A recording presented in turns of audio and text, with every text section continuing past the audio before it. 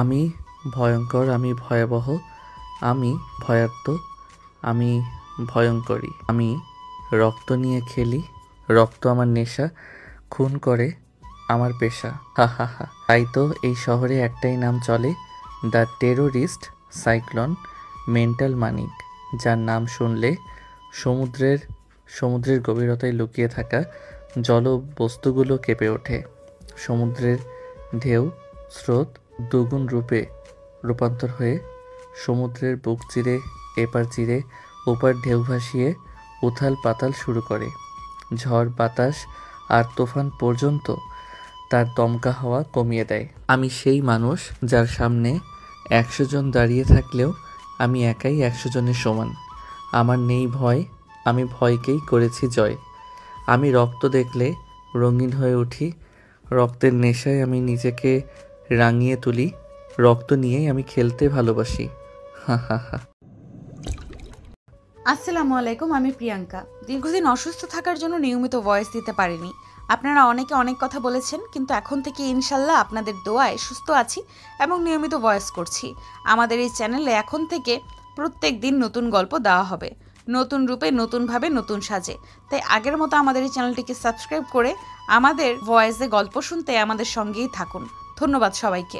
আমি আশিক। দীর্ঘ একটা সময় আমাদের এই চ্যানেলটা বন্ধ হতে চলেছিল, কিন্তু আপনাদের ভালোবাসায় আবারও এই চ্যানেলে এখন থেকে নতুন গল্প লেখা হবে এবং যা দেয়া হবে তা নিয়মিত নতুন গল্প দেয়া হবে। আপনারা সাবস্ক্রাইব করে আমাদের ভিডিওগুলো শেয়ার করে সাথেই থাকুন। শুধুমাত্র আমাদের এই অফিসিয়াল চ্যানেলে আমাদের কণ্ঠে ভয়েস শোনার জন্য আমাদের সাথেই থাকুন। ধন্যবাদ সবাইকে।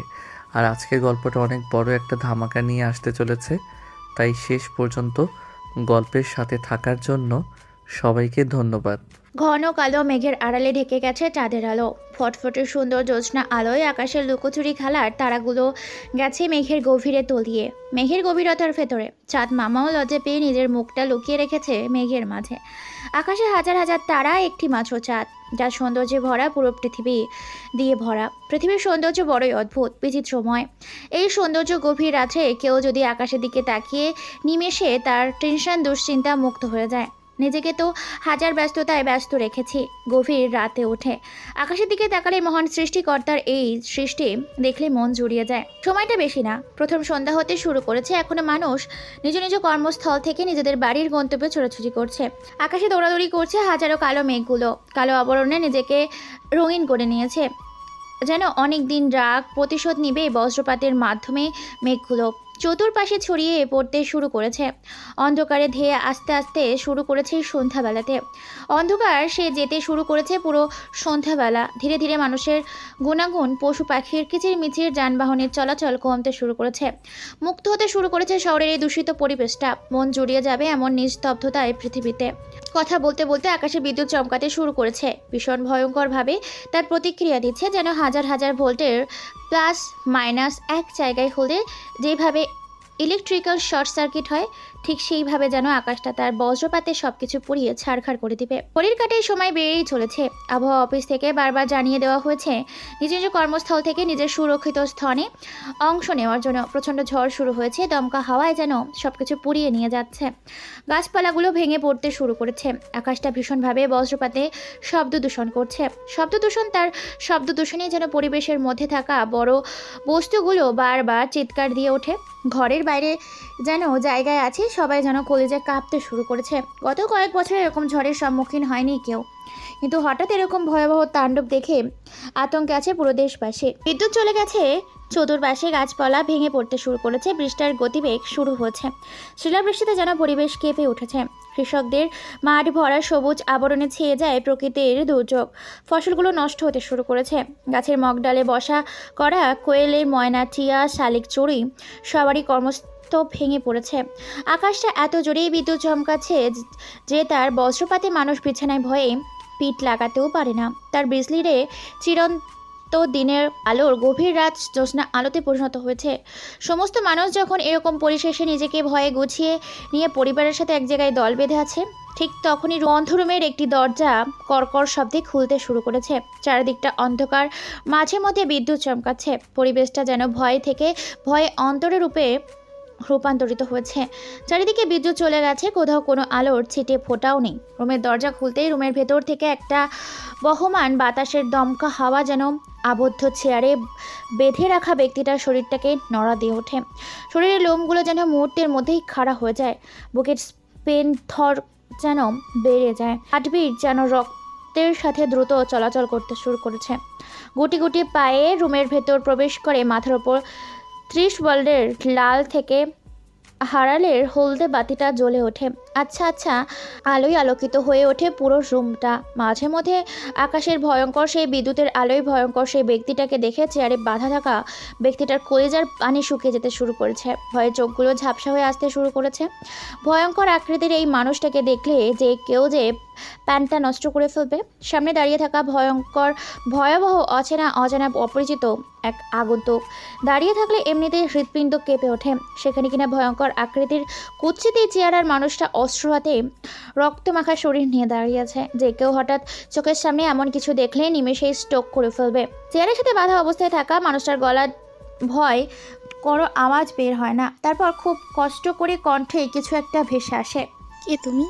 আমাকে এখানে কেন তুলে এনেছো? আমি কি ক্ষতি করেছি তোমার? কি চাই আমার কাছে? হঠাৎ করে রুমের মধ্যে কণ্ঠস্বর শুনতে পেয়ে আগন্তুকটা যেন এক ভয়ঙ্কর হাসিতে মেতে ওঠে। তার হাসিতে যেন আকাশ পাতাল, সমুদ্র, নদী নালা, খাল বিল প্রবাহিত বহমান বাতাস পর্যন্ত তাদের অস্তিত্ব নাড়া দিয়ে দ্বিগুণ রূপে আকাশে বজ্রপাত করছে। জোর করে কেঁপে ওঠে পুরো বিল্ডিং জুড়ে রুমটা। চতুর্পাশে হাসির আড়ালে দেওয়ালগুলো যেন ধসে পড়তে শুরু করেছে। এতটাই কুৎসিত বিকট আওয়াজে হেসে চলেছে সেই আগন্তুকটা। এখন তো একটা তার মায়াবী কণ্ঠে মুচকি এসে সিগারেট জ্বালিয়ে চেয়ারের ওপর বসে পায়ের ওপর পা রেখে বলে ওঠে, তোর মৃত্যু চাই। হঠাৎ করে আগন্তুক তার মুখ থেকে ভেসে মৃত্যুর কথাটা শুনে সামনে বসে থাকা মায়াবী যেন মেয়েটার মুখটা মুহূর্তের মধ্যে মলিন হয়ে ওঠে। বয়ে যেন গলা শুকিয়ে কান্না করার আগেই চোখ থেকে নোনা পানি গড়িয়ে পড়ে। বাইরে এখনো প্রত্যন্ত আকাশ বারবার চিৎকার করছে। শিলাবৃষ্টিতে পরিবেশটা যেন বহমান বাতাসে প্রবাহিত হয়ে চলেছে। মেয়েটার শরীরের লোমগুলো ভয়ে খাড়া হয়ে গিয়েছে। শরীরে এখনো বিভিন্ন জায়গায় রক্ত জমাট বেঁধে আছে। দেখেই বোঝা যাচ্ছে অনেক অত্যাচার করা হয়েছে। মেয়েটাকে আনতাম করে তারা নরম সুরে নাচিয়ে গোলাপি রঙে 2 ঠোঁট নাড়িয়ে আগন্তুকটার উদ্দেশ্যে বলেন, আমার কাছে তোমার কি চাই? কেন তুলে এনেছো আমাকে? আমি কি অন্যায় করেছি তোমার সাথে? মেয়েটার মুখের আগন্তুকটা এই কথা শুনে আবারও হেসে ওঠে। কিছুক্ষণের মধ্যে প্রায় কয়েকটা সিগারেটের অংশ নিচে ফেলে রেখেছে। সিগারেটের ধোঁয়াগুলো উড়িয়ে দিয়েছে সেই 4 দেওয়ালের মাঝে। পরিবেশটা যেন বিষাক্ত হয়ে উঠেছে সিগারেটের গন্ধে। যেন বারবার বিষ লুকিয়ে আছে বন্ধ রুমটাতে। মেয়েটার আর্তনাদ ও চিৎকার যেন পৃথিবীর বুকে থাকার হাজারো মানুষ শুনতে পায় না। কারণ বৃষ্টির গতিবেগ আরও দমকা হাওয়ায় যেন মিলে যায় তার চিৎকার। এখন তো একটা নিজের ভেতর থাকা সিগারেটের ধোঁয়াগুলো মেয়েটার মুখে উড়িয়ে দিয়ে নিজের ঠোঁট দুটো মেয়েটার কানের কাছে এনে আলতো স্বরে বলে ওঠে, কারণ তোর মৃত্যু আমার কাছে খুবই জরুরি। তোর মৃত্যু আমাকে পৌঁছে দেবে আমার সফলতার কাছে, তাই তোকে আমার সাথে মরতে হবে। এখন আবারও তার মুখে মৃত্যুর কথা শুনে শুকনো কয়েক ঢোক গেলে শুকিয়ে গেছে গোলাপি রঙের ওর দুটো একেবারে চুপসে গেছে। এটা আবার বলে ওঠে, আমাকে মেরে তোমার লাভ কি? প্লিজ আমাকে যেতে দাও। আগন্তুকটা মেয়েটার মুখে এই কথা শুনে চেয়ার থেকে উঠে দাঁড়ায়। মেয়েটার চতুর্পাশে ঘুরতে থাকে। হঠাৎ করে মেয়েটার 2 কাঁধ নিজের হাত রেখে চাপ দিয়ে বলে ওঠে, হ্যাঁ, যেতে দিব, তবে জীবিত নয়, মৃত অবস্থায়। এখন তো তাই কথা বলার পর নিজের ঠোঁট দুটো গোলাপি রঙের পাপড়ির মতো আকর্ষণীয় সেই ঠোঁট দুটোর মাঝে নিজের ঠোঁট ডুবিয়ে দেয়। পাগলের মতো কামড় দিতে থাকে। মেয়েটার ঠোঁটের মাঝখানে মেয়েটির ব্যথায় কুকড়ে ওঠে, ছটপট করতে থাকে। ঠোঁট থেকে রক্ত বেরোতে শুরু করেছে। সেই রক্তগুলো পর্যন্ত চুষে খেতে শুরু করেছে আগন্তুকটা। এরপর নিজের ঠোঁটের ছোঁয়া দিতে থাকে মেয়েটার ঘাড়, কান, গলায়, বুকে। এমন একটা স্পর্শে যেন বারবার কেঁপে উঠছে মেয়েটার শরীরটা। মেয়েটার পরনে তেমন কিছুই নেই। সারা শরীরে রক্ত জমাট বেঁধে আছে, যেন মেয়েটাকে বেধরমভাবে পেটানো হয়েছে। এটার পরনে সাদা রঙের টি শার্ট, তার ভেতরে দামি একটা অন্তর্বাস, পরনে ছোট্ট একটা প্যান্ট, অনেক মার মেরেছে। এখনও শরীরে আঘাতের চিহ্ন, রক্তগুলো জমাট বেঁধে আছে। আগন্তুকটা মেয়েটা দেয়ালের সাথে বেঁধে ফেলে পরনে থাকা টি শার্টটা ফ্লোরে ফেলে। এরপর বুক থেকে শুরু করে নাভি পর্যন্ত নিজের ঠোঁট দিয়ে স্লাইড করতে থাকে। জমে থাকা শরীরের মধ্যে রক্তগুলো নিজের জিহ্বা দিয়ে চেটে নিতে শুরু করেছে। আগন্তুকটার পরনে থাকা টি শার্টটা নিজে খুলে ফেলে। অর্ধ উলঙ্গ হয়ে যায় আগন্তুকটা, সাথে মেয়েটাকেও করে ফেলে। দুজনের শরীরেই কিছু নেই, এটা শরীরটা কাঁপছে। লোভনীয় দৃষ্টিতে আগন্তুকটা এগিয়ে যেতে শুরু করেছে মেয়েটার দিকে। হঠাৎ করে পেছন থেকে গিয়ে আস্তে পিষ্টে জড়িয়ে ধরে মেয়েটাকে। সারা শরীরে মেয়েটার স্লাইড করতে থাকে। আগন্তুকটার প্রত্যেকটা স্পর্শ যেন মেয়েটার শরীরটাকে কাঁপিয়ে তোলে। মেয়েটা সহ্য করতে না পেরে বলে ওঠে, প্লিজ আমাকে ছেড়ে দাও, আমাকে যেতে দাও। মেয়েটার আর্তনাদ আর কান্না যেন সহ্য হচ্ছে না আগন্তুকটার। তাই মেয়েটিকে ছেড়ে দিয়ে পরপর বেশ কয়েকটা থাপ্পড় মারে। থাপ্পড় খেয়ে চোখগুলো যেন ঝাপসা রাস্তায় শুরু করেছে মেয়েটির। আগন্তুকটা রেগে গিয়ে নিজের চোখগুলো লাল রক্ত বর্ণ করেছে। মেয়েটার চোখের সামনে মেয়েটার মুখের ওপর প্রস্রাব করে দেয়। সারা শরীর ভিজে যায়। খক খক করে কেসে ওঠে মেয়েটা। এর পাশে পড়ে থাকা ব্লেড হাতে নিয়ে একের পর এক আঘাত করতে থাকে মেয়েটার শরীরে। কিছু মিনিট যাওয়ার পর বিছানার উপর মেয়েটাকে ফেলে দিয়ে জোর করে মেয়েটার সাথে শারীরিক সম্পর্কে লিপ্ত হয় আগন্তুকটা। মেয়েটার সারা শরীর কামড়ে কামড়ে খেতে থাকে। মেয়েটা ব্যথায় চিৎকার করছে, ছটফট করছে। তার চিৎকার আর্তনাদ বাইরে যায় না। মেয়েটার শরীরে ক্ষত বিক্ষত করে ফেলেছে কামড়ে কামড়ে। শরীরের কয়েক জায়গায় মাংস তুলে ফেলেছে। মেয়েটার লজ্জাস্থানে নিজের মুখ ও দাঁত দিয়ে চিড়ে ফেলেছে। মেয়েটার একটা ভয়ঙ্কর চিৎকার দিয়ে ওঠে, যেন শরীর থেকে আত্মাটা পালিয়ে যায় দূর আকাশে। সাধারণত বিছানা চাদরটা মুহূর্তের মধ্যেই রক্তে রঞ্জিত হয়ে ওঠে। সরাসরি থেকে রক্ত বের হতে থাকে।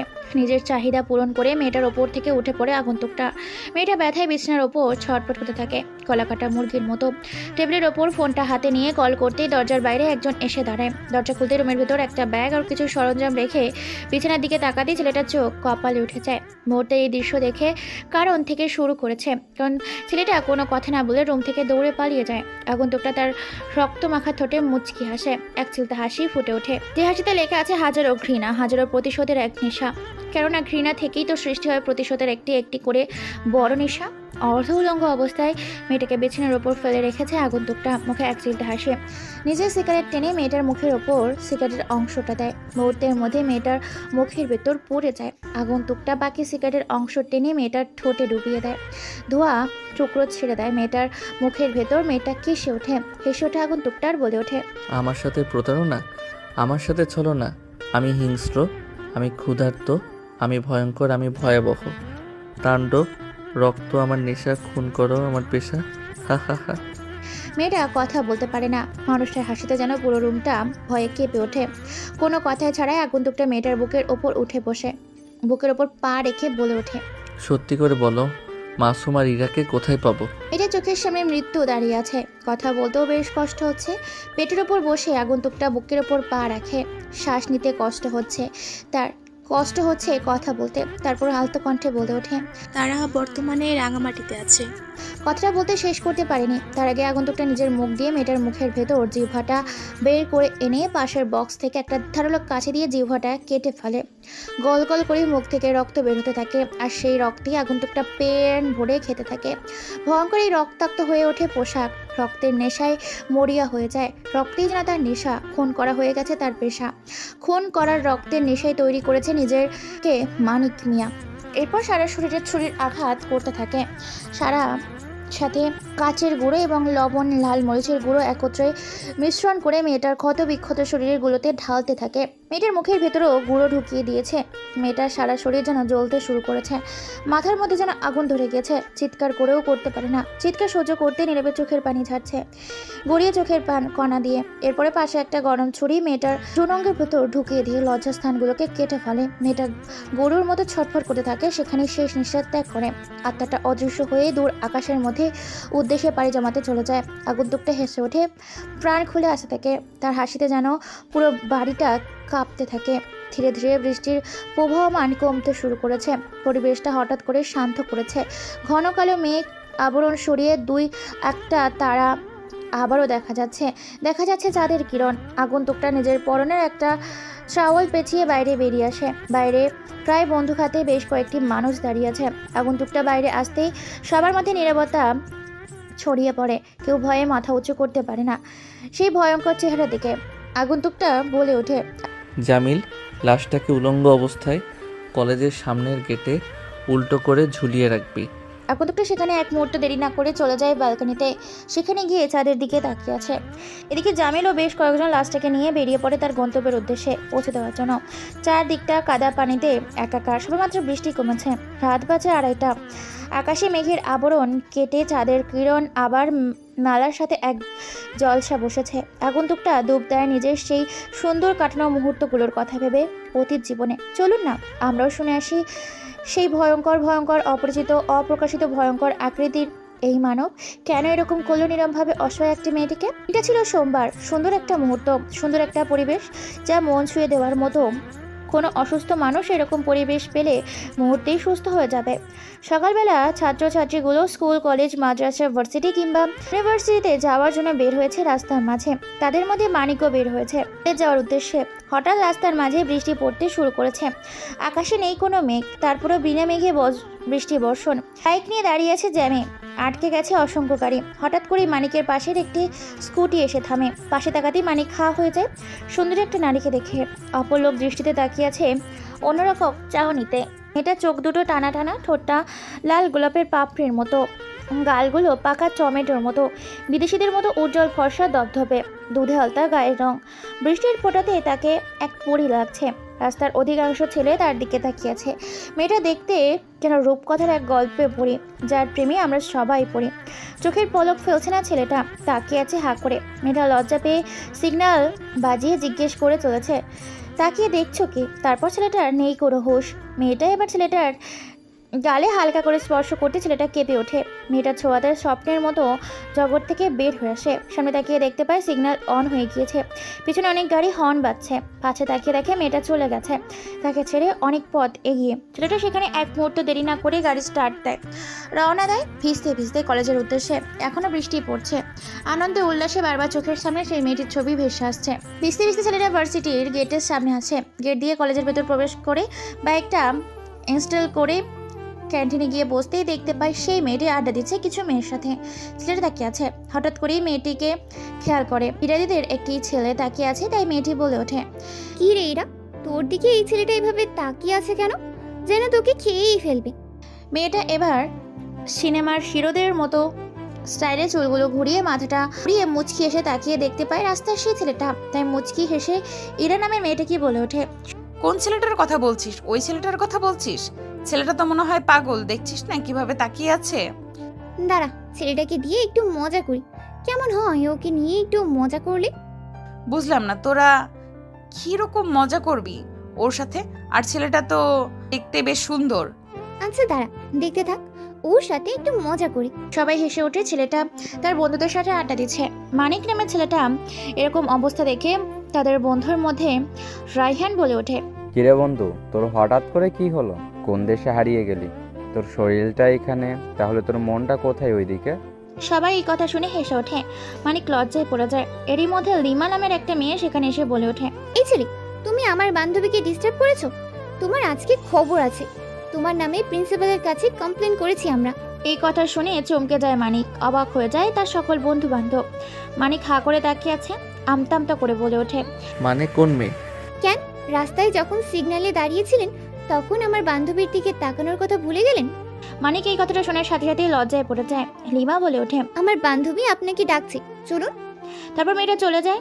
মানিক সেদিকে তাকিয়ে আছে। ওর বন্ধুরা মানিককে নিয়ে হাসাহাসি করছে। রায়হান বলে ওঠে, কিরে বন্ধু, যে ছেলে কিনা মেয়েগুলোর দিকে তাকাতো না, সেই ছেলে কিনা সিগনালে দাঁড়িয়ে মেয়েকে চোখ মারছিস? যা বন্ধু, শুভকামনা থাকলো। মানিক সেখানে ভয়ে যেতে চায় না। বন্ধু বান্ধবদের ধাক্কা ধাক্কিতে সেখান থেকে যেতে বাধ্য হয়। সেখানে গিয়ে দাঁড়াতেই ইরা নামের মেয়েটা বলে ওঠে, কি হ্যান্ডসাম বয়, আমাদেরকে রাস্তায় এইভাবে তাকিয়েছিলে কেন? তুমি জানো আমি কে? মানে কি মানে করছো? কথা বলতে জানো না? না মানে আসলে আপনি খুব সুন্দর। শুধু এতটুকুই? সবাই মিলে হেসে ওঠে। মানিক লজ্জায় পড়ে যায়। সেখান থেকে এক মুহূর্তে দেরি না করে চলে যায়। এরা সকলে হেসে যাচ্ছে। এরা হচ্ছে ইউনিভার্সিটির সবচেয়ে সুন্দরী মেয়ে, রূপবতী, গুণবতী। বর্ণনা দিতে গেলে গল্পটা এই যে শেষ করা যাবে না। যে যার মতো নিজ নিজ ক্লাসে যাবার উদ্দেশ্যে ক্যাম্পাস থেকে ক্লাসের উদ্দেশ্যে রওনা দিয়েছে। প্রত্যেকটা ক্লাসে স্যার চলে গেছে। স্যার বোর্ডে কিছু একটা লিখছে। সবার বাইরে থেকে কেউ একজন বলে ওঠে, স্যার আমরা কি ভেতরে আসতে পারি? ক্লাসের মাঝখানে হঠাৎ করে এমন কারো কণ্ঠস্বর শুনে সবাই মাথা উঁচু করে তাকায়। দেখতে পায় তার বান্ধবীগুলো বাইরে দাঁড়িয়ে আছে। স্যার এটা দেখে বলে ওঠে, আরে ইরা, ভিতরে আসো আর নিজের সিটে গিয়ে বসো। Thank you so much sir. You are most welcome. এরপর স্যার একটা বীজগণিত সূত্র বোর্ডে লিখতে থাকে। প্রায় ক্লাস শেষের দিকে সবার নাম প্রেজেন্ট করে বীজগণিতের সূত্রটা খাতায় তুলে নিতে বলে তার সেখান থেকে চলে যায় সহকারী অফিস কক্ষে। ছাত্রছাত্রীরা আবার ক্যান্টিনে চলে যায়, যে যার মতো করে আড্ডা দিচ্ছে। কেউ কেউ বই পড়ছে, কেউ কেউ ফোন টিপছে, কেউ আবার গল্প করছে কলেজ লাইফ টাইমে। এখানে সবাই স্বাধীন। ভার্সিটির লাইফ যেমন প্যারাও তেমনই স্বাধীনতা। ভার্সিটির মাঠে সবাই বসে আছে, যে যার মতো ব্যস্ততায় সমান পার করছে। এমন সময় ভার্সিটির মাঠ পেরিয়ে ভার্সিটির মাঝে পরপর বেশ কয়েকটা বাইক এসে থামে। বাইকের ওপর থেকে নামে তানভীর ও সিদ্দিক। ভার্সিটির মাঠে সবার সামনে প্রকাশ্যে সিগারেট জ্বালিয়ে কয়েক টান দিয়ে মুচকি হেসে বলে ওঠে তানভীর। সবাই কান খুলে তানভীরের কথায় মনোযোগ দিয়ে শোনে। তানভীর হচ্ছে এই শহরের গডফাদার, মেহেদির ছোট ভাই। যত প্রকার অপরাধ আছে সব টাইম করে। এই শহরে তানভীর ও তার বড় ভাই মেহেদি পুলিশের ধরতে পারে না। এই কারণ ওপর থেকে তাদেরকে কেউ প্রোডাকশন করে, যার কারণে পুলিশ তাদেরকে গ্রেপ্তার করলেও তাদেরকে ছেড়ে দিতে বাধ্য হয়। যার কারণে তাদেরকে জেলের ভেতর ঢোকালেও তারা বের হয়ে আসে। কেউ তাদের কোনো ক্ষতি করতে পারে না। সিদ্দিক বলে ওঠে, শুধু তাই নয়, যেদিন ভাই আমাদের কলেজ আসবে সেদিন আমাদের হল প্রোগ্রামে বাইরের মানুষের জন্য একটা পার্টির আয়োজন করা হয়েছে। আর সেখানে আমাদের ভার্সিটির সবচেয়ে সুন্দরী মেয়েগুলোকে ভাইয়ের সামনে আসতে হবে। যারা আপত্তি করবে তাদের দিয়ে ভাইয়ের একটা সুন্দর মুহূর্তের রাত কাটানোর ব্যবস্থা করে দেওয়া হবে। কথাটা বলে তারা প্রিন্সিপালের কেবিনে শুমে চলে যায়। সেখানে গিয়ে কোনো অনুমতি ছাড়াই বসে পড়ে প্রিন্সিপালের কোনো কিছু বলতে পারে না। এরপর পা রেখে বসে প্রিন্সিপালের সামনে সিগারেট জ্বালিয়ে মনের সুখের সিগারেটগুলো টেনে উড়িয়ে দেয় প্রিন্সিপাল। কখন এই দৃশ্য দেখে তাকিয়ে আছে মানিক কিছু বলে না, চুপচাপ সবকিছু দেখে চলেছে। এখানে হচ্ছেটা কি বুঝতে পারছে না। সে কে বা এই মেহেদি সেটা জানার জন্য সে তার বন্ধু রায়হানকে জিজ্ঞেস করে। রায়ান, কে এই ছেলেগুলো? কি এদের পরিচয়? এরা কিসের কথা বলছে? কে মেহেদি, আর কেনই বা তার মন জয় করতে হবে সকলকে? মানিকের মুখে এই কথা শুনে তার বন্ধুগুলো সবাই তার দিকে হা করে তাকিয়ে আছে। মানিকরা আজকে এই কলেজে সবেমাত্র 2 দিন হয়েছে ভর্তি হবার। আগে জাপানে লেখাপড়া করতো, সেখান থেকে ট্রান্সফার হয়ে এখানে এসেছে। এখন থেকে নিজেদের দেশে পড়ালেখা করে কিছু একটা করবে। বাবার পাশে ব্যবসার পাশাপাশি এই দেশের জনগণের জন্য কিছু একটা করবে। এই প্রোগ্রাম করে জাপান থেকে ফিরে এসেছে মানিকের কথা শুনে রায়হান ও তার বন্ধুরা বলে ওঠে, আরে বেটা, কি বলিস তুই এখনো মেয়েটিকে চিনিস না? কালো ধনিয়ার যে গডফাদার, যার হাজার হাজার কোটি টাকার কালো ব্যবসা আছে, যে সব সময় অবৈধ ব্যবসা করে শহরে বিভিন্ন ভার্সিটিতে, আর তুই কিনা তাকেই চিনিস না? কথাটা শোনার সাথে সাথে এক চিলতে মুখে হাসি ফুটে ওঠে মানিকের। যাওয়া জানা মানে আবার বলে ওঠে, তাহলে প্রশাসন পুলিশ কিছুই করতে পারছে না। এবার সেটা তো তারা রাজত্ব করে চলেছে, আর তোরা সব সময় মুখ বুজে সহ্য করছিস। কিছু করার নেই বন্ধু। যদি ওর বিরুদ্ধে আজকে কথা বলি, কালকে আমার লাশ রাস্তায় পড়ে থাকবে, কিংবা আমার পরিবারের কাউকে নিরুদ্দেশ করে দেবে। তাই ভয়ে কেউ এর প্রতিবাদ করেনি। মানিক সব মন দিয়ে শোনে, মুচকি একটা হাসি দেয়। তারপর প্রিন্সিপালের কেবিনের উদ্দেশ্যে রওনা দেয়। জানলার পাশে দাঁড়িয়ে আছে মানিক। ভেতরে কথা বলছে তানভীর ও সিদ্দিক। প্রিন্সিপাল স্যার কিছু বলে ওঠার আগেই তানভীর বলে ওঠে, এই প্রিন্সিপাল, শোন, তোর এখানে আগামীকাল হয়তো আসতে পারে, তাই একটা অনুষ্ঠানের ব্যবস্থা কর। আর হ্যাঁ, কালকে বইয়ের নামে এখানে প্রায় 1 ট্রাক বাক্স এবং মাদক জাতীয় এবং আসবে, যেগুলো আমাদের গোডাউনে নেওয়া সম্ভব না। তাই মালগুলোকে কলেজের ভেতরে রাখতে হবে। এখান থেকে আমাদের ছেলেপেলে এগুলো চারদিকে মাল ছড়িয়ে দেবে। সবটাই বাইরে থেকে দেখছে মানিক। এমন সময় প্রিন্সিপাল স্যার টেবিলের উপর বাড়ি মেরে বলে ওঠে, এটা কোনো গুন্ডার আড্ডাখানা নয় যে এখানে গুন্ডাদের কথা মতো আমাকে কাজ করতে হবে। এটা একটা প্রতিষ্ঠান, আর এখানে আমি এসব ক্রাইম হতে দিতে পারি না। কথাটা শুনে উঠে দাঁড়ায় তানভীর। কোমর থেকে বন্দুকটা বের করে প্রিন্সিপালের মাথায় ঠেকায়। প্রিন্সিপাল ভয়ে চুপসে যায়, তবুও নিজের মনের সাহস রেখে চুপচাপ দাঁড়িয়ে আছে। তানভীর বলে ওঠে, যাই হয়ে যাক, আমি কখনো আমার প্রতিষ্ঠানের সাথে দুর্নীতি করতে পারবেন না। এখানে ছেলে মেয়েগুলো মানুষ হতে আসে, তোমাদের মতো অমানুষ না। এই কথা শুনে তানভীর প্রিন্সিপালের গালে পরপর বেশ কয়েকটা থাপ্পড় মারে। এই দৃশ্য বাড়ি থেকে দেখে মানিক কিন্তু নিজেকে কন্ট্রোল করে, কেননা এখন শুরু করলে হয়তো বা কোনো ঝামেলা হতে পারে। তাই ভবিষ্যতের কথা ভেবে একটু নিজের হাতটা নামিয়ে রাখে। থাপ্পড় খেয়ে প্রিন্সিপাল লজ্জা পেয়ে মাথা নিচু করে ফেলে। সিদ্দিক বলে ওঠে, তুই হয়তো ভুলে যাচ্ছিস তোর একটা যুবতী মেয়ে আছে যেটা দেখতে অসাম। তাকে নিয়ে খেলতে আমাদের অনেক ভালো লাগবে। ভাবছি সেদিন সুমন ভাইকে তোর মেয়েটাকে গিফট করব। প্রিন্সিপাল এই কথা শোনার পর ওরা ভেঙে পড়ে, কি করবে বুঝতে পারে না। অবশেষে প্রিন্সিপাল নিজের মেয়েকে বাঁচানোর জন্য বলে ওঠে, প্লিজ তোমরা আমাদের সাথে এমন করো না। আমি তোমাদের কথাই রাজি, আমি সব ব্যবস্থা করে দিব, সমস্যা নেই। তবুও তোমরা আমার মেয়ের দিকে নজর দিও না। কথাটা বলে তানভীর ও সিদ্দিক বের হয়ে যায় কেবিন থেকে। বাইরে গিয়ে চোখ যায় ইরার দিকে। ইরাকে দেখে মুচকে একটা হাসি দিয়ে ইরার কাছে গিয়ে বলে ওঠে। কথাটা বলে তানভীর সহ সকলে হেসে ওঠে। এই কথা শুনে তেলে বেগুনে জ্বলে ওঠে ইরা। দাঁতে দাঁত চেপে বলে ওঠে, জানোয়ার কোথাকার, নিজের মুখে লাগাম দিয়ে কথা বল, নয়তো তোর দাঁত ভেঙে তোর হাতে ধরিয়ে দিব।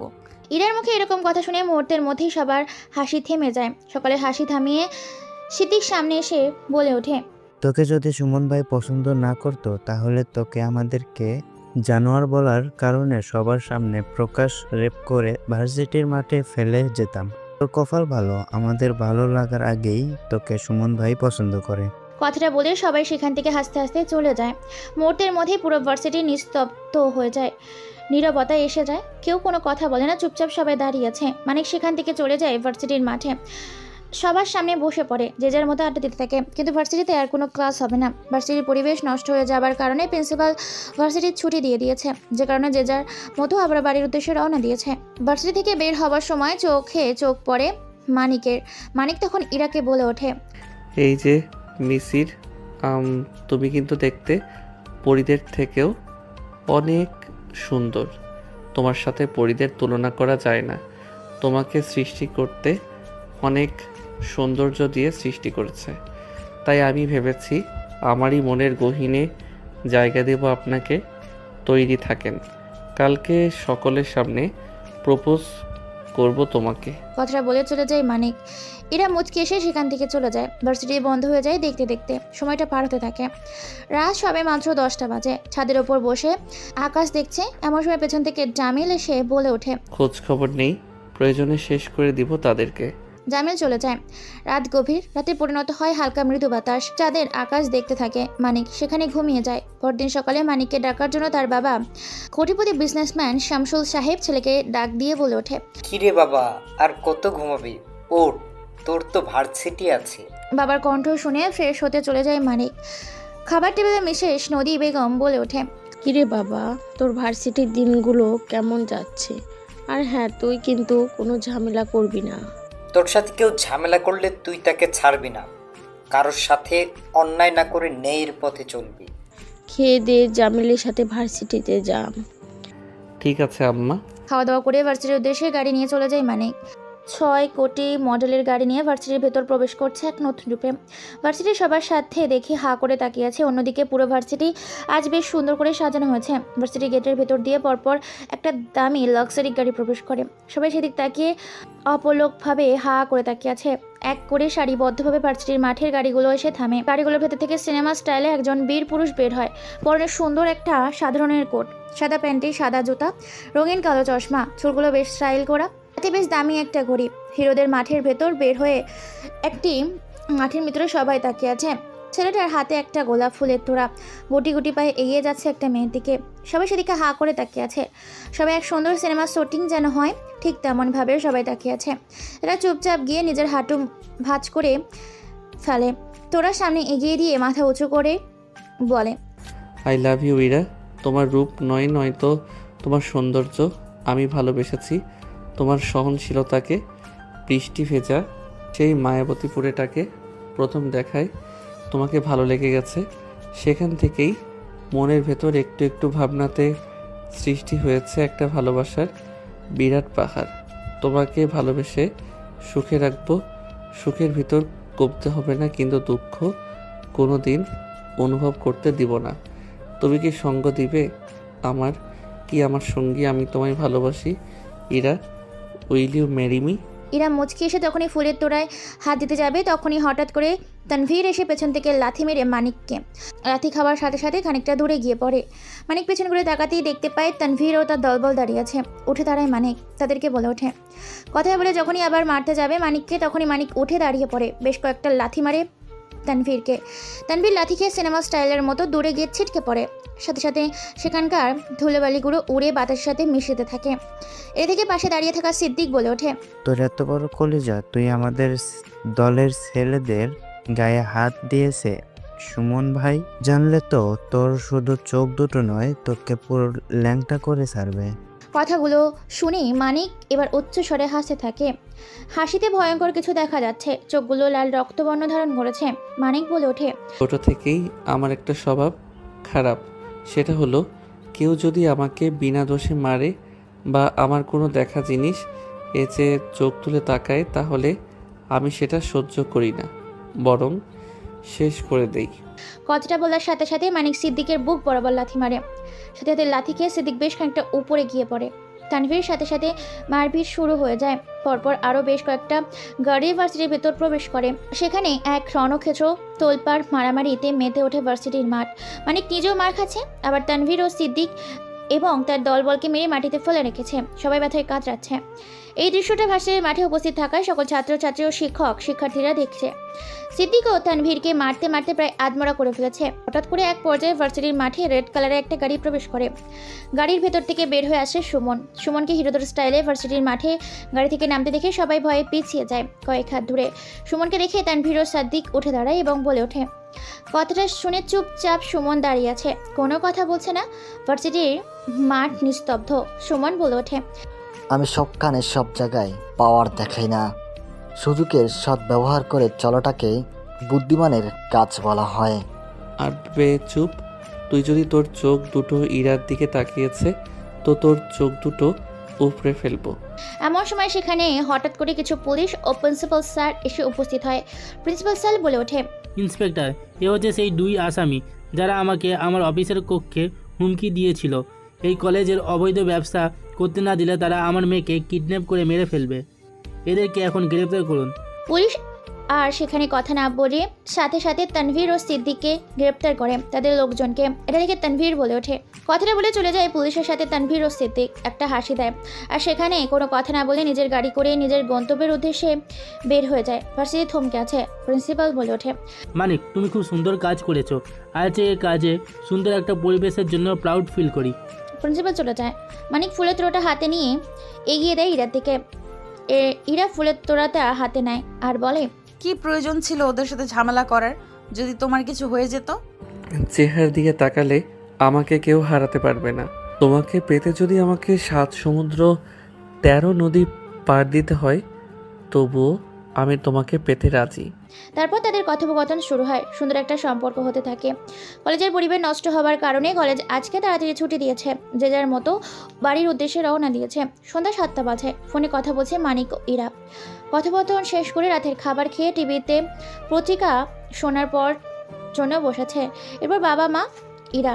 এমন সময় হঠাৎ করে বাইরে গাড়ির শব্দ পাওয়া যায়। কলিং বেল বেজে ওঠে। দরজা খুলে দিতেই চমকে যায় ইরা, কেননা দরজার বাইরে দাঁড়িয়ে আছে সুমন ও তানভীর। সিদ্দিক। সুমন জেল থেকে বের করে এসেছে তানভীর ও সিদ্দিককে। সুমন কোনো কথা ছাড়াই ইরার বাবা মার সামনে বসে পড়ে।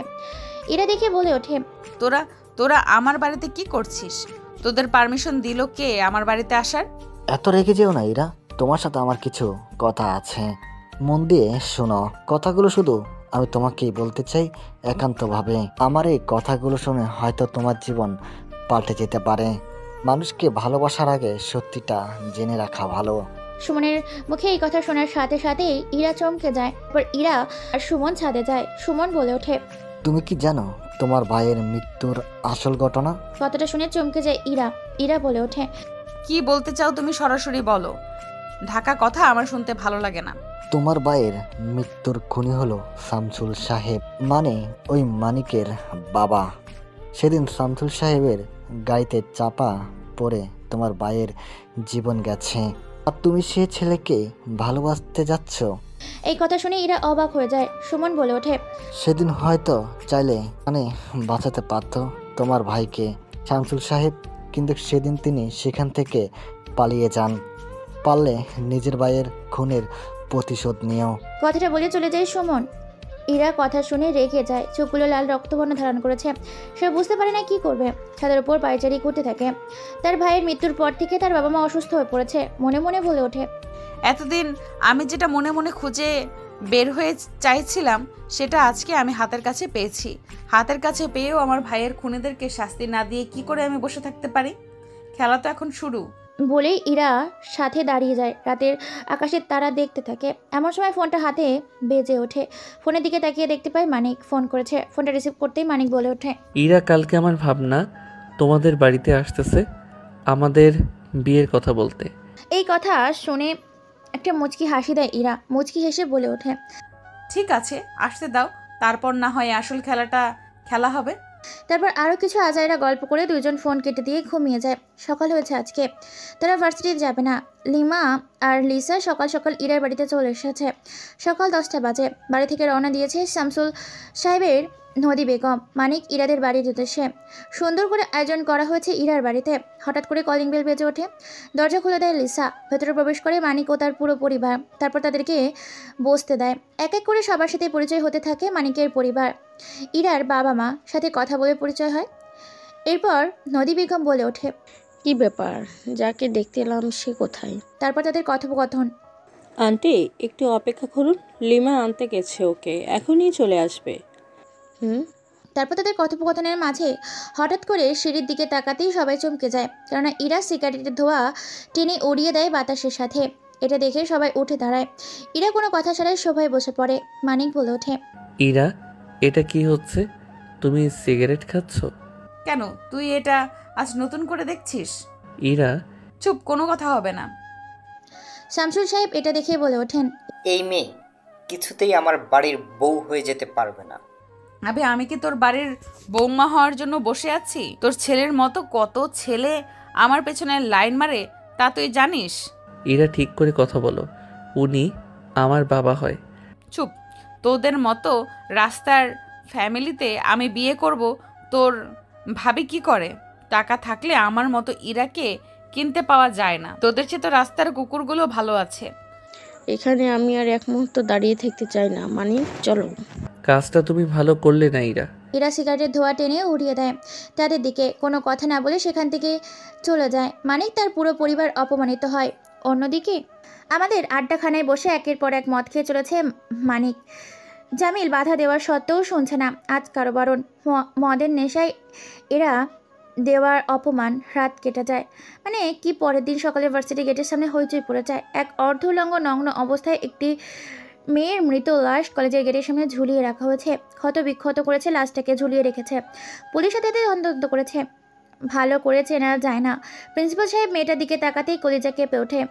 কারণ এটা তো প্রিন্সিপাল সাহেবের মেয়ে মিম। গতকাল রাত থেকে খুঁজে পাওয়া যাচ্ছে না, আর আজকে মৃতদেহ মিলে গেল কলেজের গেটের সামনে। প্রিন্সিপাল সাহেব সেখানে জ্ঞান হারিয়ে ফেলেছে। খবরটা মুহূর্তের মধ্যে ছড়িয়ে পড়ে চতুর্পাশে। সাংবাদিকদের, সেনাবাহিনী, পুলিশ তদন্ত করছে। এমন সময় রায়হান মানিককে ফোন দেয়। ফোন রিসিভ করতেই রায়হান বলে, হ্যালো মানিক, তুই কোথায়? দ্রুত চলে আয়। কেউ বা কারা প্রিন্সিপাল স্যারের মেয়েকে মেরে কলেজের গেটের সামনে ঝুলিয়ে রেখেছে। খবর পেয়ে দ্রুত চলে আসে। এসে নিজের চোখে এমন ভয়াবহ দৃশ্য দেখে অবাক হয়ে যায়।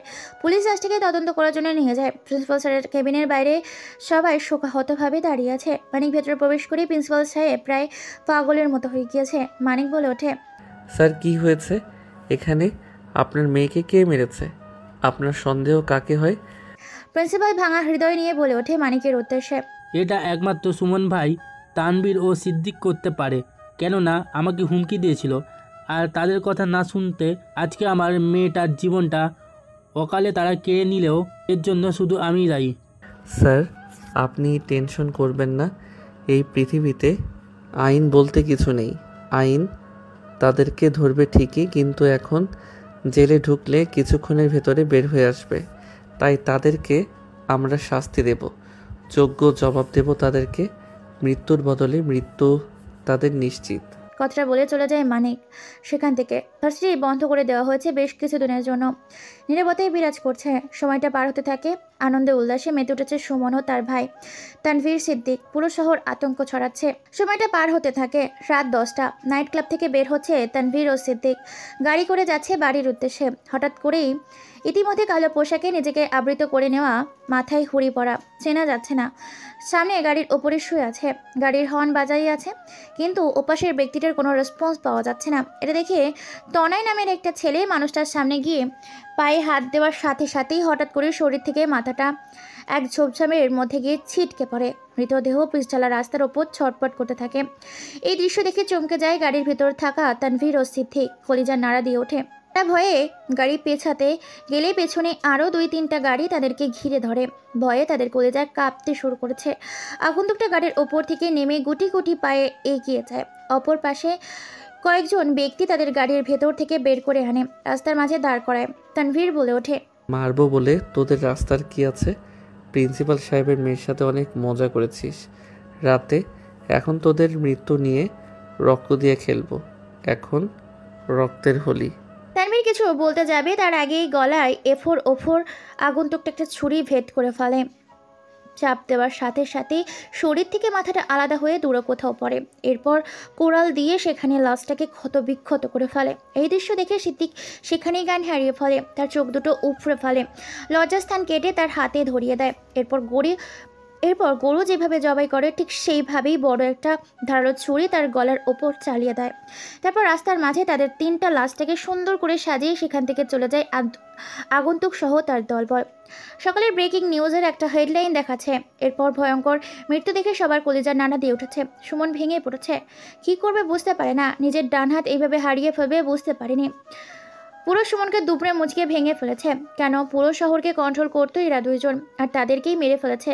সুমন বুঝতে পারে না কার কাজ এটা। চারিদিকে লোক লাগিয়ে দিয়েছে।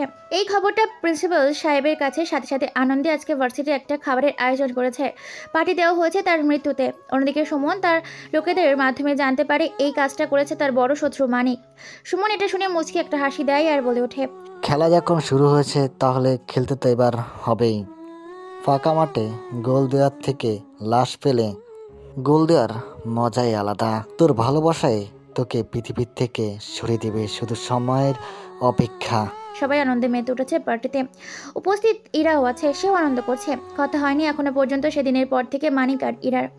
এখন যেন দুইজন একে অপরের শত্রু হয়ে গিয়েছে। পরপর একটা বাড়ির সামনে বেশ কয়েকটা গাড়ি থামে, দরজা ভেঙে ভেতরে প্রবেশ করে। বাড়ির ভেতর থাকা মানুষগুলো সুমনকে দেখে চমকে যায় আর বলে ওঠে, আসতেই হলো সুলতান সাহেব, কারণ না আসলে খেলার ময়দানে আমি জিততে পারবো না।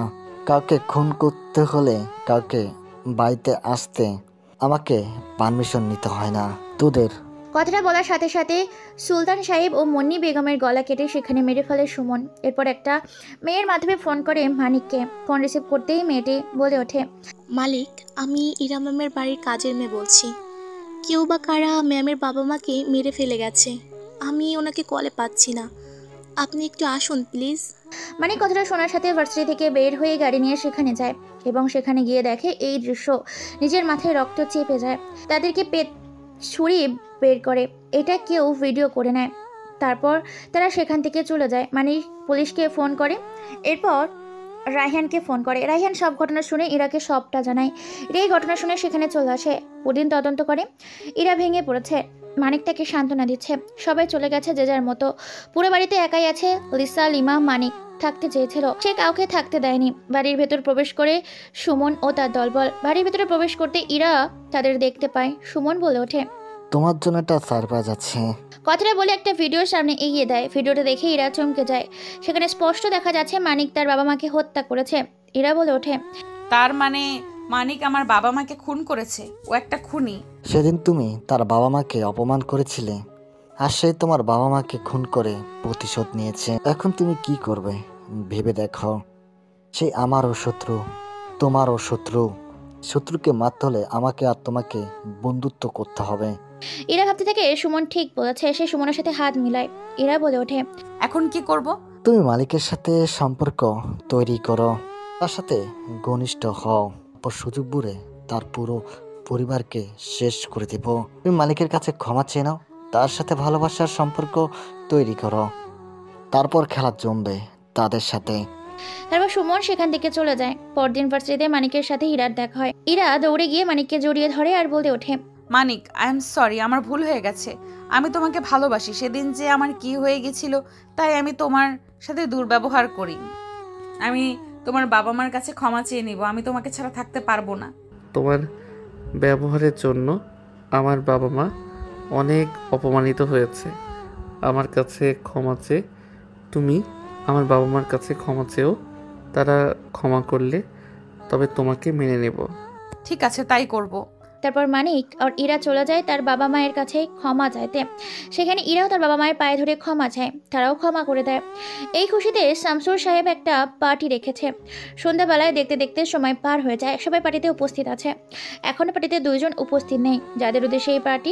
এটা দেখে সুজন বলে ওঠে, কি ব্যাপার, যাদের উদ্দেশ্য আজকে এখানে পার্টি তারা কোথায়? তাদেরকে তো দেখতেছি না। সুজন সাহেবের কথাটা বলার সাথে সাথে সেখানে উপস্থিত হয় মানিক ও ইরা। তাদেরকে দেখেই সবাই অবাক। তারা চলে আসে একটা কেকের কাছে। এরপর শামসুর সাহেব বলে ওঠে, আমার ছেলে এবং আমার হবু বৌমা আমার ছেলের বিয়ে ঠিক করেছে এই মেয়ের সাথে আগামী 24 তারিখে। সবার দাওয়াত থাকলো। এরপর সেখানে কেক কাটা হবে। পার্টিতে অনেক আনন্দ করা হয়। পার্টি থেকে যখন ইরা বাড়ির উদ্দেশ্যে রওনা দিয়েছিল মানিকের সাথে, তখনই পেছন থেকে সুজন বলে ওঠে, এরকম একটা বাজারে সস্তা মেয়ের জন্য শামসুল সাহেবের ছেলে মানিক কিনা পাগল হয়ে গেছে। আজব তামাশা। কথাটা শুনে থমকে যায়। সেখানে পেছন ঘুরে তাকায় মানিক। দৌড়ে এসে বুক বরাবর লাথি মারে সুজনের। সুজন সেখানে পড়ে যায়। মানিক বলে ওঠে, তোর সাহস কি করে হলো আমার ভালোবাসাকে সস্তা বলার? মানিক, তুই কিন্তু তোর লিমিট ক্রস করছিস। আব্বে চুপ, বেশি কথা বলে এখানে তোর জীবনের সমাপ্ত ঘটিয়ে দিব। এরপর সেখান থেকে ইরা চলে যায়। মানিক যখন তার নিজের বাড়ির উদ্দেশ্যে চলে আসছিল তখন পেছন থেকে ইরা বলে ওঠে, তোমার পার্টিতে গিয়ে আমি অপমান হয়েছি। কালকে যেন ওর একটা দুঃসংবাদ শুনতে পাই। কথাটা বলে বাড়ির ভিতর চলে যায় ইরা। পরপর বেশ কয়েকটা গাড়ি প্রবেশ করে সুজন সাহেবের বাড়ির ভেতর। দরজা ভেঙে ভেতরে প্রবেশ করে সুজন। সুজন সাহেবের কোনো কথা ওঠার আগেই সোজা বুক বরাবর লাথি মারে মানিক। এরপর কোনো কথা ছাড়াই নিজের প্যান্টের চেন খুলে সাহেবের মুখের উপর প্রস্রাব করে দেয়। বলে ওঠে, কথা নেক্সট টাইম আমার ভালোবাসাকে বাজারে সত্য বলার আগে 2 বার ভাববি। বলে চলে যায়। পেছন থেকে একটা পানির বোতল এগিয়ে দেয় জামেল। হাত ধুয়ে নেয় মানিক। সুজন ভীষণ রেগে যায়। প্রতিশোধ সে নেবে। রাত গভীর রাতে পরিণত হয়েছে। ছাদের উপর দাঁড়িয়ে কথা বলছে এক ভয়ঙ্কর মানুষ। মানুষটা বলে ওঠে, ইরা, সময় এসে গেছে। এখন আসল খেলা খেলতে হবে। ধ্বংস করে দিতে হবে এই পৃথিবীর মানচিত্র থেকে মানিক নামের কোনো আতঙ্ককে। প্রতিশোধ নিতে গিয়ে ভুলে যেও না তোমার বাবা মার হত্যাকারী তোমার ভালোবাসার প্রিয় মানুষ, মানে ছলনা করে হলেও তাকে মারতে হবে। যার জন্য আমার পুরো পরিবারকে হারিয়েছি তার অস্তিত্ব আমি এই পৃথিবী থেকে সরিয়ে দেব। তাকে বেঁচে থাকতে দেব না। তাদের 2 জনের কথোপকথনের মাঝখানে ফোন কেটে দেয়। তারপর ভাবতে থাকে কি করে ছলনা করে হলেও মেরে ফেল মানিকের পুরো পরিবারকে। ভাবতে থাকে, গভীর ভাবনায় মগ্ন হয়ে পড়ে। দিনটা এইভাবেই কেটে যায়। মদ জুয়া এসব নিয়ে দিন কাটছে মানিকের। আগে সেই মানিক নেই। মানিক পুরো নষ্ট হয়ে গিয়েছে। এমন একটা জিনিস যে অগোছল একটা জীবনকে গুছিয়ে দিতে পারে, সুন্দর একটা জীবন ধ্বংস করেও দিতে পারে। এর নামই হচ্ছে ভালোবাসা। ভালোবাসা পূর্ণতা পায় না। কিছু কিছু ভালোবাসা জীবনটা মুহূর্তেই ভুলিয়ে দেয়, আর কিছু কিছু ভালোবাসা অস্তিত্বের ঠিকানার সন্ধান দেয়। শামসুল সাহেব রাস্তা দিয়ে অফিসের জন্য রওনা দিয়েছে। এমন সময় পথে কিছু অসহায় মানুষের সাথে দেখা হয়। সেখানে এক বৃদ্ধা মানুষ তার একটা যুবক ছেলের পিঠে নিয়ে রাস্তায় সাহায্য চায়। এমন সময় শামসুল সাহেবের গাড়ির সামনে এসে থামে 2 লোক। কিছু চায়। শামসুল সাহেব বলে ওঠে, চাই। লোকটির কথা শুনে চিন্তায় পড়ে যায়। শামসুল সাহেব মনে মনে বলে ওঠে, বাবার কাছে ছেলে যতই বোঝা হোক না কেন, তারপরেও সে নিজের সন্তান। হোসাইন, পুরো টাকার ব্যাগটা ওনার দিয়ে দাও। তারপর তারা সেখান থেকে চলে যায়। সন্ধ্যা হয়েছে। নাইট ক্লাবে বসে আছে 3 জন মানুষ। মানুষগুলোর কথোপকথনের মাঝখানে বলে ওঠে, কি মিস্টার সুজন সাহেব, হঠাৎ করে আমার সাথে হাত মেলাতে আসলেন? শত্রুকে মারতে হলে আর শত্রুর সাথে হাত মেলাতে হবে, এটাই বাস্তবতা। ও আমার মুখে মৈত্যা দিছে, ওর আমি মুখের আকৃতিটাই পাল্টে দেব। ভালো করেছেন।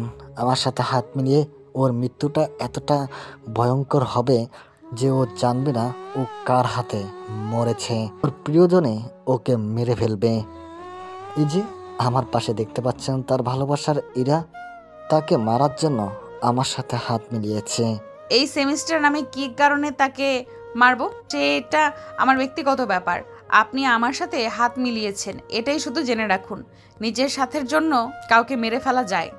শোনো, আমার কাছে একটা প্ল্যান আছে। আমার একটা মেয়ে আছে যে আমার হয়ে কাজ করে। তার নাম লিজা। লিজাকে আমরা কল করে তাকে তোমার বাড়িতে ডেকে আনবো।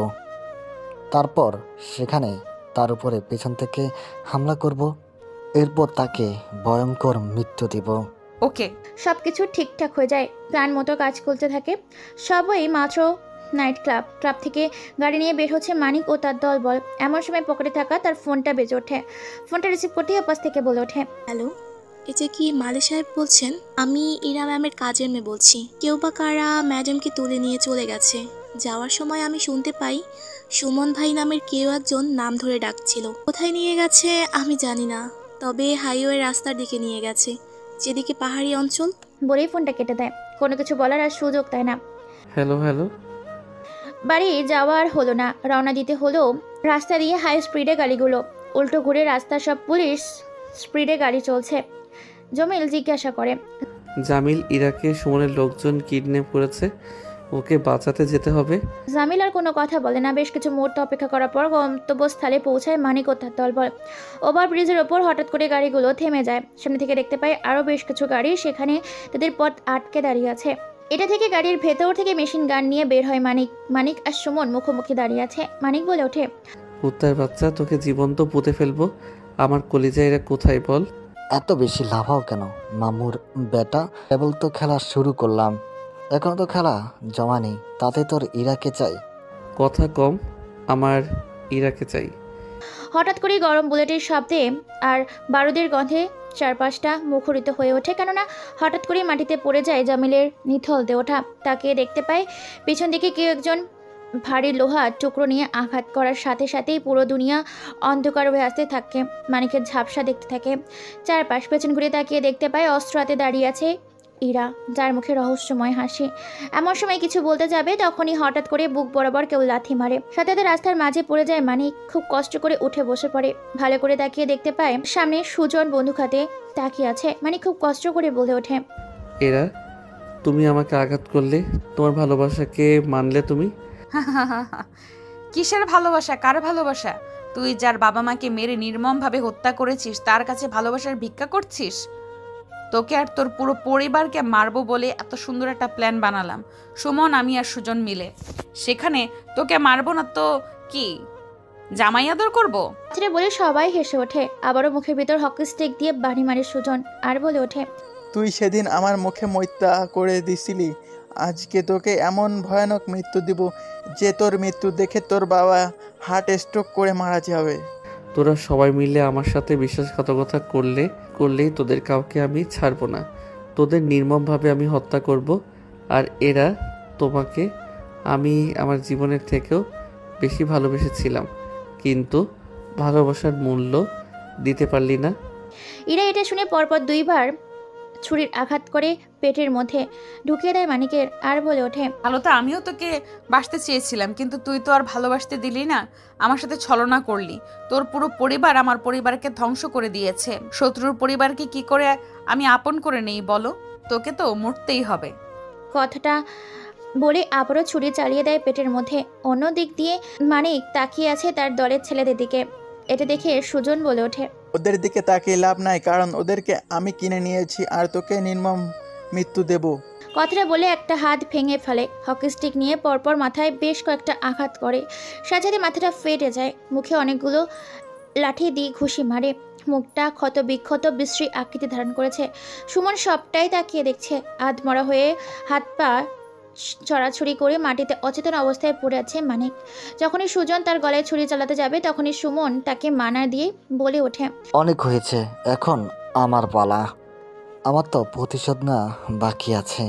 কথা বলে চোখের নিচে গালের অংশে কিছু কেটে দেয়। পরপর কয়েকটা গুলি করে বুকের বাম পাশে। নিথর দেহটা হাত পা ছড়িয়ে পিছতলা রাস্তার ওপর শুয়ে থাকে মানিক তার ডান হাত জামিল। এরপর গাড়িগুলো সেখান থেকে চলে যায় নিজ নিজ গন্তব্যের দিকে। গভীর রাতে ছেলে এখনো বাসায় ফিরছে না। টেনশন আছে শামসুল সাহেব, নদী বেগম। চারিদিকে পুলিশ পোস্ট পাঠিয়েছে খোঁজ খবর নেওয়ার জন্য। রাত 2টা বাজে। এমন সময় খবর পেয়ে শামসুল সাহেব ও নদী বেগম ছেলেকে নিয়ে আসে ঢাকা শহরের মধ্যে সবচেয়ে বড় হাসপাতালে ভর্তি করে। সেখানে চিকিৎসা দেওয়া যাবে না বলে রাতারাতি সিঙ্গাপুর পাঠিয়ে দেয়। সেখানে প্রায় কয়েকটা ইউনিটের ডাক্তার নিয়ে একটা এমার্জেন্সি বোর্ড হয়। চিকিৎসা চলতে থাকে, মানিকের সময় পার হতে থাকে। তারা 24 ঘন্টা পর অপারেশন সাকসেসফুল হয়। ডক্টর বাইরে এসে বলে, দেখুন ওনার শরীরে অনেক আঘাত ছিল, তার থেকেও মুখে বেশি, তাই ওনার মুখে কিছু আকৃতি চেঞ্জ করতে হয়েছে। আগে যেমন সুন্দর চেহারা ছিল, এখন অনেকটাই দেখতে বিদঘুটে হয়ে গেছে। ক্ষতবিক্ষত চিহ্নের দাগ সরেনি, আজীবন থেকে যাবে। 24 ঘন্টার ভেতরে জ্ঞান না ফিরলে কোমায় চলে যেতে পারে। কথাটা বলে চলে যায় ডাক্তার। সময় পার হতে থাকে কিন্তু জ্ঞান ফেরে না মানিকের। দেখতে দেখতে এইভাবেই 3টা মাস কেটে যায়। ছেলেকে নিয়ে ব্যস্ত হয়ে পড়ে, যের কারণে ধীরে ধীরে ব্যবসার লস হতে থাকে, ব্যবসার মান কমতে থাকে। এই 3 মাসে প্রায় রাস্তার ফকির হয়ে যায় শামসুল সাহেব। দেখতে দেখতে 6টা মাস কেটে যায়। হঠাৎ করে মিটমিট করে চোখ খুঁজছে মানিক। এটা দেখে খুশিতে আত্মহারা সবাই। শামসুল সাহেব বলে ওঠে, বাবা তোর জ্ঞান ফিরেছে? মানিক কোনো কথা বলে না। দেখতে দেখতে আরও 5 দিন কেটে যায়। মানিক বলে ওঠে, বাবা যত তাড়াতাড়ি সম্ভব হয় আমার দেশে যাওয়ার ব্যবস্থা করো। ছেলের ভয়ানক চেহারা দেখে শামসুল সাহেব কিছুটা বলতে পারে না। সেই রাতের হেলিকপ্টার করে দেশে অবস্থান নেয়। তারা যে দেশে ফিরেছে কেউ জানে না। দেশে আসা 2 দিন হয়ে গিয়েছে। চারিদিকে খোঁজ খবর নিতে থাকে মানিক। তার বাবা মার কাছ থেকে অতীতের সমস্ত ঘটনা সে জানতে পারে। কী করে তাকে ঢাকা থেকে সিঙ্গাপুর নিয়ে চিকিৎসা করেছে। জামিল এখন সুস্থ আছে। সেদিন গুলিটা তাকে ছুঁয়ে বেরিয়ে গিয়েছিল বলে সে প্রাণে বেঁচে গেছে। জামিল এসে বলে ওঠে। কথাটা শুনে মুচকি হাসি দেয়। বেরিয়ে যায় রাতের মিশনে। এরপর কি হয়েছে সবটাই তো আপনারা জানেন। এটাই ছিল অতীতের বর্তমান। পরের দিন সকালে পুরো শহর আতঙ্কে ছড়িয়ে পড়ে। সাংবাদিকের প্রতিবেদনে একটাই খবর দেখাচ্ছে, ইউনিভার্সিটির সামনে নির্মমভাবে হত্যা করে ফেলে রাখা হয়েছে একটা মেয়েকে। মেয়েটির নগ্নদেহ ক্ষতবিক্ষত করে রাখা হয়েছে দুষ্কৃতারা। সাংবাদিকের খবর পেয়ে আতঙ্কে আত্মহারা সুমন। হঠাৎ করে তার দলের লোকের ওপর হামলা মেনে নিতে পারছে না সুমন। কে করেছে বুঝতে পারে না। ভাবতে থাকে হঠাৎ একদিন পার করে আগমন ঘটল তার বিনাশ করার জন্য। শহর থমকে আছে। ভার্সিটি ভয়ে বন্ধ করে দেওয়া হয়েছে। রাঙামাটির কাছে একটি হোটেলে বেশ সুন্দর করে বিয়ের আয়োজন করছে সুমন ও ইরার।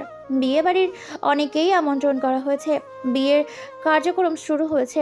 হঠাৎ করে সেখানে একটা হেলিকপ্টার ল্যান্ড করে। সবাই সেদিকে তাকিয়ে আছে। হেলিকপ্টারের ভেতর থেকে মেশিন গান নিয়ে বের হয়ে আসে মানিক। কোনো কথা ছাড়াই মেশিন গান চালাতে থাকে। 10 মিনিটের পুরো সৌন্দর্যে ভরা হোটেলটা লাশের কারখানায় পরিণত করে দেয়। যাকে যেইভাবে পাচ্ছে তাকে চেকেনে চিরতরে শেষ করে দিচ্ছে। পুরো পাগল হয়ে গিয়েছে। ইরা মানিকের দিকে তাকিয়ে অবাক চোখে তাকিয়ে আছে। দেখতে কি ভয়ঙ্কর। দাড়িগুলো বড় বড়, গোপ বড়, চুলগুলো অনেক বড়, চোখগুলো লাল রক্তে আবরণ ধারণ করেছে।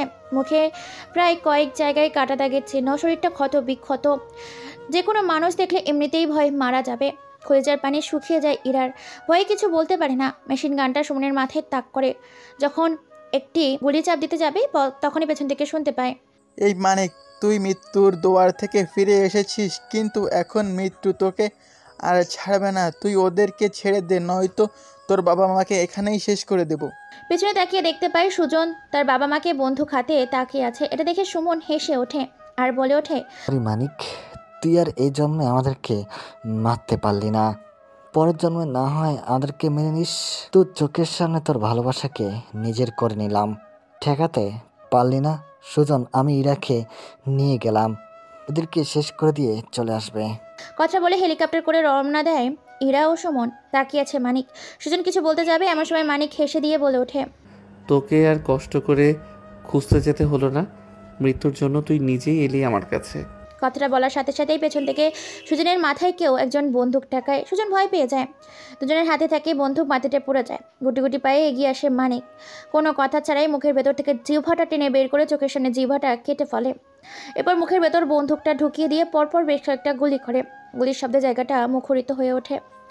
কোনো কথা ছাড়াই মানিক হেলিকপ্টার নিয়ে চলে যায় সুমন ও ইরাকে ধরতে। চলে আসে একটা পাহাড়ের উপর, যেখানে সুমন ও তার ইরা দলবল দাঁড়িয়ে আছে। হেলিকপ্টারটা ল্যান্ড করে। হেলিকপ্টারের ভেতর থেকে মানিক বের হয়ে আসে। এটা দেখে সুমন বলে ওঠে, আমি জানতাম তুই ঠিকই বেঁচে ফিরবি আর আমাদেরকেও মারতে আসবি। সেটাই হলো। আর আজকে তোকে বেঁচে ফিরিয়ে দিব না। চতুর্দিকে আমার হাজার হাজার লোক আর একটা বন্ধুকে 10টা বুলেট। বন্ধুকে 10 গুনলে তোর মৃত্যু নরম গরম হয়ে যাবে। মানিক এটা শুনে হাসতে থাকে আর বলে ওঠে, খেলা তো তখন জমবে যখন খেলা সমান সমান জমবে। ওরা দাঁড়িয়ে না থেকে শালাকে গুলি করে উড়িয়ে দিয়ে বুকটা ঝাঁঝরা করে দেয়। যখনই তার দলের ছেলেগুলো চারিদিক দিয়ে ঘিরে রেখে গুলি করতে যাবে মানিককে, তখনই তার লোকগুলো চিৎকার করছে আর মাটিতে লুটিয়ে পড়ছে। এই দৃশ্য দেখে ভয়ে আতঙ্কে বুক নাড়া দিয়ে ওঠে সুমন ও ইরার। সবাই আকাশের দিকে তাকিয়ে দেখতে পায় প্রায় 50টির বেশি হেলিকপ্টার আকাশে উঠছে এবং হেলিকপ্টারের ভেতর থেকে গরম বুলেট বের হচ্ছে। ক্ষতবিক্ষত করে দিয়েছে সুমনের দলের ছেলেগুলোকে। 10 মিনিটের মধ্যে পুরো মাঠ ফাঁকা। পাহাড়ের উপর দাঁড়িয়ে আছে 3 জন ব্যক্তি, সুমন, ইরা, মানিক। মানিক মেশিন গান হাতে নিয়ে তাক করে সুমনের দিকে। কোনো কথা ছাড়াই সুমনের বুক বরাবর 3টে গুলি করে। সুমন মাটিতে পড়ে যায়। এবার পেছন থেকে জামিল একটা কুড়াল দেয়। সেই কুড়াল হাতে নিয়ে এক কোপে শরীর থেকে মাথাটা আলাদা করে দেয়। মাথাটা পাহাড়ের নিচে পড়ে যায়। নিতে ওটা সেখানেই লাফালাফি করতে করতে খাদের নিচে পড়ে যায়। ইদার চোখে চোখ রেখে বুকে বুক লাগিয়ে মানিক বলে ওঠে, আমার সাথে বিশ্বাসঘাতকতা আমি মেনে নিতে পারবো না। তুই যেহেতু আমার হবি না, তোকে অন্য কারো হতে দিব না। ইরা আর কোনো কিছু বলার সুযোগ পায়নি। পরপর ছুরির আঘাতে পেটের ভেতর থাকা সমস্ত কিছু বের হয়ে আসে বাইরে। গলার মাঝ বরাবর ছুরিটা গেঁথে দেয়। বুক বরাবর লাথি মারার সাথে সাথে পাহাড়ের ওপর থেকে নিথর দেহটা পড়ে যায় ইরার। হ্যাঁ, মানিক ইরাকে নিজের হাতেই শেষ করে দিয়েছে। ভালোবাসার জন্য জীবন নিতে পারলে ভালোবাসার জন্য জীবন দিতেও পারে। এই এক ভয়ঙ্কর ইতিহাস। ভালোবাসা মানুষের জীবনকে সুন্দর করে তোলে, আবার ভালোবাসাই মানুষের জীবনকে ধ্বংস করে দিতে পারে। পূর্ণতার ভালোবাসা অপূর্ণতায় রয়ে গেল। শুধু মিথ্যের কিছু কথাই সুন্দর একটা ভালোবাসার সংসার গড়ে উঠতে গিয়েও উঠতে পারল না। অন্যের কথায় কান দিয়ে নিজের সুখের জীবন দুটো নষ্ট করে অসমতায় রয়ে গেল এক প্রকৃত ভালোবাসা। রক্তে রঞ্জিত হয়ে প্রেমের ইতিহাস তুলে ধরা হলো আজকের গল্পটা এখানেই শেষ। কেমন হয়েছে অবশ্যই কমেন্ট করে জানাবেন। পরবর্তী গল্প খুব শীঘ্রই আসবে, ততক্ষণ অপেক্ষা করবেন। তবে নতুন গল্প দিব। ধন্যবাদ সবাইকে। আসসালামু আলাইকুম।